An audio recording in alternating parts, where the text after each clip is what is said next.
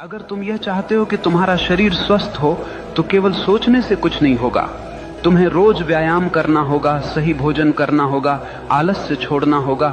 यही अनुशासन है। अगर तुम यह चाहते हो कि तुम्हारा जीवन ज्ञान से भरा हो तो केवल यह चाहना कि काश मैं बुद्धिमान बनूं बेकार है। तुम्हें किताबें पढ़नी होंगी, ध्यान करना होगा, अपने भीतर प्रश्नों को गहराई से देखना होगा। यही अनुशासन है। याद रखना, चाहत बीज है और अनुशासन उसका पानी। बीज कितना भी महान क्यों न हो, अगर उसे पानी न मिले तो वह सूख जाएगा। ठीक वैसे ही तुम्हारी चाहतें बिना अनुशासन के मर जाती हैं। आज दुनिया में लाखों लोग सपने देखते हैं, लेकिन केवल वही लोग सफल होते हैं जिनके पास अनुशासन है, क्योंकि सपनों को हकीकत तक पहुंचाने का काम केवल अनुशासन ही करता है। और अनुशासन कोई कैद नहीं है, अनुशासन तो आजादी है। आजादी इस बात की कि तुम अपने ही आलस्य, अपनी ही कमजोरियों और अपने ही डर से मुक्त हो जाओ। देखो, एक नदी जब तक बह रही है वह जीवन देती है, लेकिन वही नदी अगर बिखर जाए, फैल जाए तो केवल कीचड़ बन जाती है।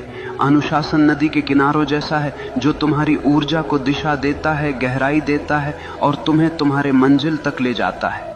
इसलिए अगर तुम सच में वही बनना चाहते हो जो तुम चाहते हो तो केवल चाहने से कुछ नहीं होगा।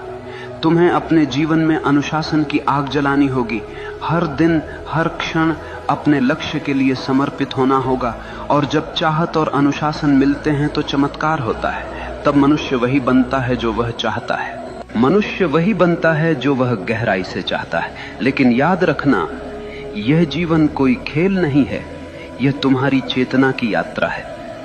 अगर तुम अपने भीतर नीच विचार रखोगे तो तुम जीवन को नरक बना लोगे, और अगर तुम अपने भीतर ऊंचे विचार, गहरी चाहत और अनुशासन रखोगे तो यही जीवन तुम्हें स्वर्ग बना देगा। सवाल यह नहीं है कि दुनिया तुम्हारे खिलाफ है या साथ में है, सवाल यह है कि तुम अपने साथ हो या नहीं।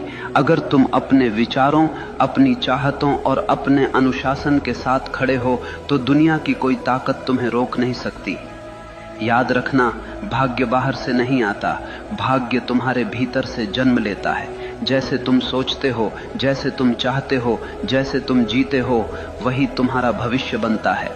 तो उठो, अपने डर को छोड़ो, अपने संदेह को जलाओ, अपनी चाहत को इतना गहरा बना लो कि वह तुम्हारी हर सांस में समा जाए, और फिर देखना, पूरा ब्रह्मांड तुम्हारे रास्ते को साफ करने लगेगा। अगर तुम यह चाहते हो कि तुम्हारा